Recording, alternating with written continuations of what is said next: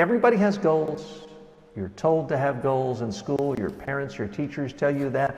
The motivational speakers tell you, you must have goals, you must have goals. But let's be honest, there's a real problem with most people's goals.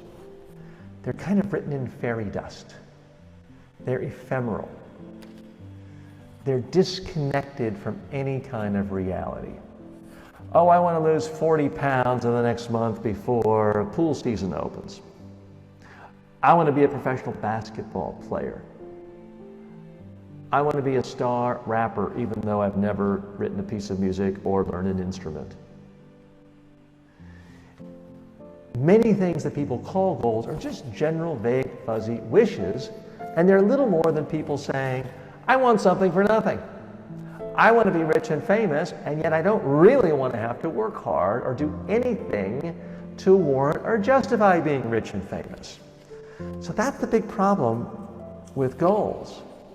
So I want us to dig a little deeper and figure out what's really going on here. How can we, in fact, make our goals meaningful? There has to be a stronger linkage between the goals we have and the actual activities, the things we have to do to support the goals. I well remember at age 18 being a freshman in college, and it seemed like every other student I met said, I have a goal of becoming a doctor. I want to be a surgeon. I want to be a doctor. I want to be a heart surgeon. I heard that from half the students I went to school with at Duke University. Here's the problem.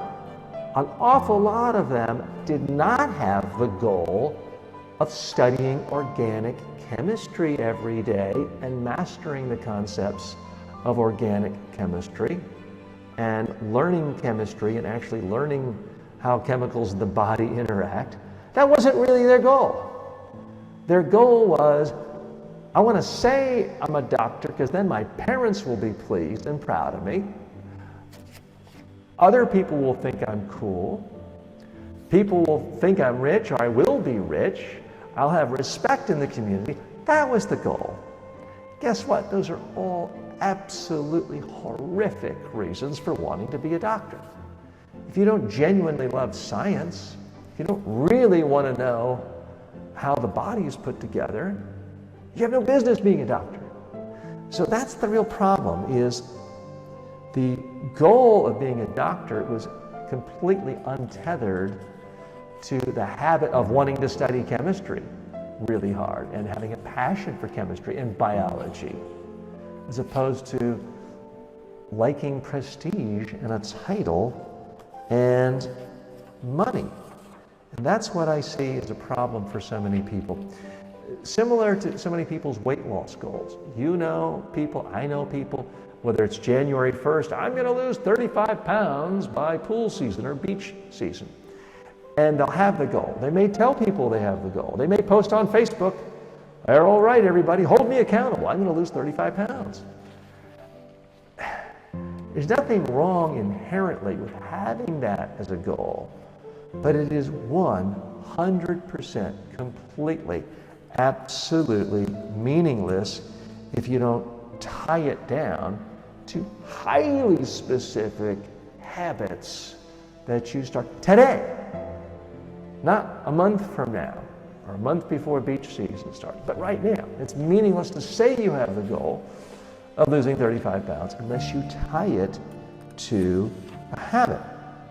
Now, the number one way to lose 35 pounds or any amount of excess weight is to completely change what and how you eat, your diet starting today. And when I say the word diet, I don't mean you have to go Atkins or paleo or milkshake or Weight Watchers. In fact, I beg you not to do any of those things, but we'll leave that for another day. The easiest way to lose 35 pounds, and it's not easy, is to start eating all of your meals and snacks as very healthy food. Real vegetables, unprocessed food, things that don't come in packages and bags and boxes, but actually go into the produce section of your grocery store. Those are real habits. Avoiding all processed sugars and processed foods in general. That is a specific habit that you can do today if your goal is to lose 35 pounds. If you do those things, you will lose weight. Now, you might not lose 35 pounds in 4 months. But if you lost 8 pounds in 4 months, that would be a lot better than staying the same or gaining weight. So I believe in a case such as weight loss, your goal should be to change your habits.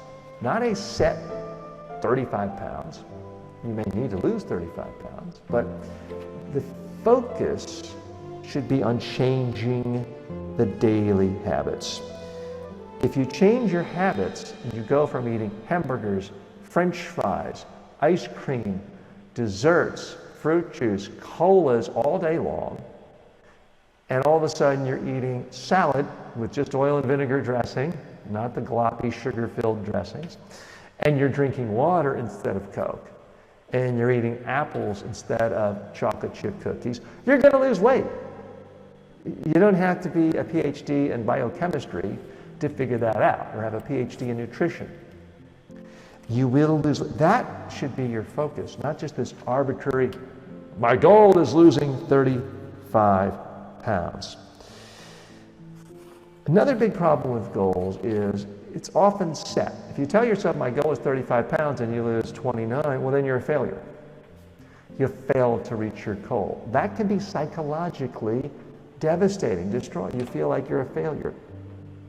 Whereas if you focus on your habits, every single day you ate healthy, you're a winner.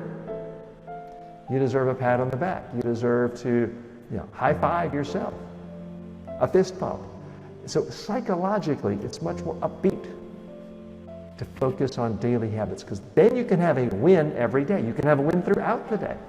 Every healthy meal you eat is a win. If it's simply a goal of losing 35 pounds, any one meal you eat isn't going to have an impact, typically. So there's no way to stay psychologically up and feeling good about the process. And if you don't feel good, it is easy to just slide back and say, this isn't working. Why am I bothering? It's too much trouble. Let's look at another example. I encounter people like this all the time in the speaking world. I used to be president of the National Speakers Association, the New York chapter, and people would come all the time. Oh, I'm an aspiring speaker, and I'm going to be a New York Times bestseller, and I'm going to do this, and I'm going to be on a stage with Anthony Robbins. And they would come for a meeting or two, and I'd never hear from them again.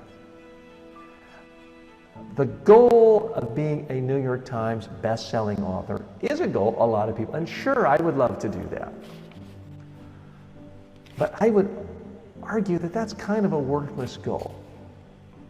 Because then you could write a great book, sell 1 million copies over 10 years, help a lot of people, really be the most important book in your subject matter, and you're a failure if it didn't get to be a New York Times bestseller. Therefore, it's a goal you failed at. I don't think that should be your goal. Or it shouldn't be the main thing you focus on. What I think your real goal should be is if you have great important ideas you want to share with the world, then you should have a goal of, I am going to write 500 words a day or 1,000 words a day on my area of expertise. And I'm going to share these words with as many people as possible, maybe in a blog, maybe using it as a script for an online live show, maybe as content for an online course. And then at some point, I will put it together as a book. And in the process, I'm going to try to create a tribe of people who care about my ideas, who care about my insights, who benefit from them. And I'm going to try to be as responsive to them as possible. And I'm going to listen to their suggestions and their ideas. What do they like? What do they not like about my ideas? And I'm going to shape it and form it and refine it and make it better and better and better. And then I will publish a book, either myself or with a traditional publisher, and I'm going to tell the whole world about it. And I'm going to keep telling the world about all the ideas in here. And you know what? The book might become a New York Times bestseller. It might not. At that point, it won't matter. Because You are a winner at your daily habits. You're a winner because you wrote every day. You're a winner because you expanded your audience every day. You're a winner because you helped people. You're a winner because you put your ideas out there. And you're a winner because a lot of people, if you do it this way, actually read your book and you had an impact. So that's what I think is so much more helpful to people than just saying, I have a goal of being a New York Times bestseller. And yes, I realize that Mark Victor Hansen and Jack Canfield did say they had a goal of being a New York Times bestseller when they did their first Chicken Soup of the Soul book. I understand that. And I understand that Jack Canfield talks about this in The Secret. But what he didn't have time to say, or what was left on the cutting room floor of The Secret, is that he was writing every day for decades before that book came out. He was giving speeches all over the country, doing workshops all over the country for decades before his book became a success. It was the daily habits. He'd had other books. There were so many things they did. It was the tremendous work, talk radio shows, 5 a.m., 10 o'clock at night. They worked and worked and worked and worked. It wasn't simply, oh, I'm going to sit back and create a vision board. Oh, I see my name on the vision board of being a #1 New York Times bestseller. I've seen it. Now it will happen. That's kind of the Cliff Notes version of The Secret. And let me tell you, it just doesn't work. Or it doesn't work unless you work an additional 16 hours a day for 2 decades, like a Jack Canfield does, who's an extraordinarily hard worker. So that's what I want you to think of when it comes to this whole issue of goals. Have a goal of being a writer, you can do it. You cannot control whether you succeed the goal of being a New York Times bestseller. There's so many things in play. What other books came out that week, the season, the news cycle. There's a lot of things you cannot control. You can control whether you are going to write every single day. You are completely in control over that. And I don't care if you have 12 kids and a full-time job. You can write. Tolstoy famously had about 12 children. He wrote War and Peace. So you can't use other excuses. You can use an excuse for not finding a publisher in the old days. Nowadays you can publish yourself. You can use an excuse of, oh, Harry Potter came out. I didn't get to be a bestseller. No, nothing sold that week. My book was launched. But you have no excuses when it comes to you simply deciding, I am going to write today and every day because that is the habit that I care about. Here's the big problem I see for so many of us, myself included. When it comes to goals, as human beings, we lie to ourselves. We just don't really tell the truth. We say our goal is one thing, but we really have no interest in doing the actions on a daily basis, forming the habits it would take to reach that goal. And this is where I think successful people are a little different. It's not that they don't have big goals, but their goals are realistic enough that they figure out what habits do I have to do in order to reach this goal. And once they've analyzed what the habits are, if they realize they're not willing to pay the price, then it's no longer a goal. It needs to be somewhat realistic. So for example, a lot of people tell themselves, oh, I want to run a marathon. Because you know what, it sounds really cool at a party. To say, yes, I'm running in the marathon, the New York City Marathon next week, or next month. There was a time when I started telling people I was going to run a marathon. When I was about to turn 40, then I realized, I don't really want a marathon. I want to be able to tell people I ran a marathon, but I have no interest in running a marathon. We lie to ourselves. I did lie to myself for a little while. I did fess up and realize this is not something that's for me, it's for bragging rights to others. If you want to run a marathon, but you're not willing to run more than a mile a day, you're never going to be in shape to run a marathon. If you are willing to run several miles a day and then build up and do the certain sequence that they recommend, then it's possible. But if you hate running and you've never run more than a mile in a day, and you're not willing to run more than a mile a day, you're wasting everybody's time talking about running the marathon. Now maybe you run a mile and then you walk the next 23 and it takes you 14 hours. I guess it's better than sitting around and watching TV, but you didn't really establish the habits you need to be a marathoner. It's kind of a joke. I believe that every big goal you have needs some stress testing. You need to really hold that goal up to the light, analyze it, test it, poke it, prod it, and then analyze it in terms of what are the daily habits I would need to acquire in order to make this goal come alive. And if you're truly honest with yourself, you realize it's not what you want. I realized I did not want to have to do practice runs of 13 miles to really get ready for that marathon. I don't like running. I run every day now, but I only run for 60 seconds. And I'm perfectly okay going to my grave, I hope in 100 years, not having ever run a marathon. You've got to be honest with yourself. Really figure out what's important. Because there's lots of things we'd like to have. We'd all like to have all kinds of things. We might like to be a billionaire. I might like to have six-pack abs.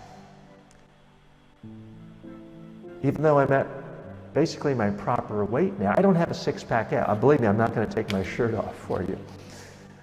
But all things being equal, I would love to have six-pack abs.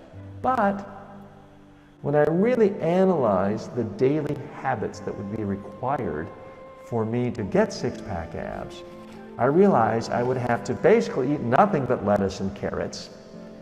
I would have to probably reduce my calorie intake by 50%, and I would probably have to spend 2 hours a day in the gym.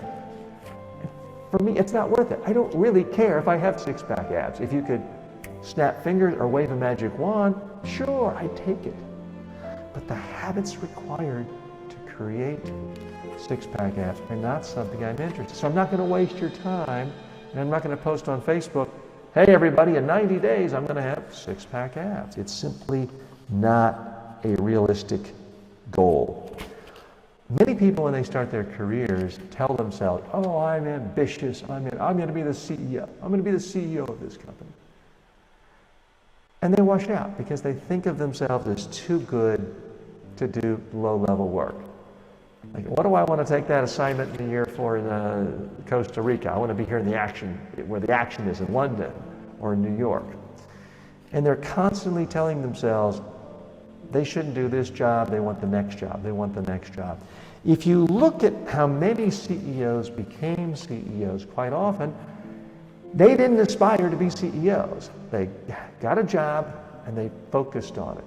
They did the absolute best they could at that job. They tried to learn everything they could. If their company said, you've got to go to Ecuador for 6 months, they just went. They dove in, they learned as much as they could, they helped as many people as they could, they did whatever they could for their organization, whether it was a private sector business, whether it's a government, a United Nations entity, they just focused on that job. People saw that. They got promoted. They went to the next job. They did the same thing and they worked their way up. It's often those people who end up the CEOs. They didn't necessarily have it as a goal, but their daily habits were so strong. Their work ethic was so strong. The habits of always learning more. The habits of helping every customer, client, colleague, boss, and junior level person. The habits were so strong, it just propelled them further and further and further along in their career until eventually they became the CEO. This is why I think I'm not saying you can't have habits or goals, but sometimes they can be counterproductive. If they take you away from habits, then they're not helping you. I've heard no lesser a success story than Oprah Winfrey say, famously, that she doesn't have goals. I think what she really means by that is what I'm talking about. She focuses on doing a great show today. She focuses on great habits, doing one thing today to make people feel a little better, to make this show better, to make this network better. Rather than saying, I'm going to win 12 Emmys this year, I think she focused on the day-to-day. How do I make this the best possible show?